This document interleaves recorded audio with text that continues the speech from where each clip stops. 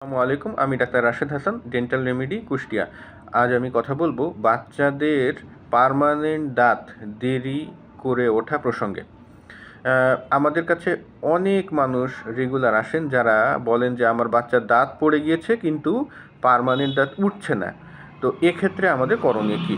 প্রথম কথা হচ্ছে এ ধরনের সমস্যা যাদের ক্ষেত্রে হচ্ছে তাদের হিস্ট্রি নিলে আমরা পাই যে তারা বাচ্চাদেরকে সাধারণত শক্ত খাবার খাওয়ান না বা খুবই কম খাওয়ান। তো এই জন্য প্রথমে যেটা করণীয় তা হলো আপনারা বাচ্চাদেরকে শক্ত খাবার খাবার অভ্যাস তৈরি করুন। এটা হতে পারে টোস্ট বিস্কিট, হতে পারে পেয়ারা, হতে পারে আপেল, যাই হোক বাচ্চা যেন সেটা কামড়িয়ে কামড়িয়ে খায়।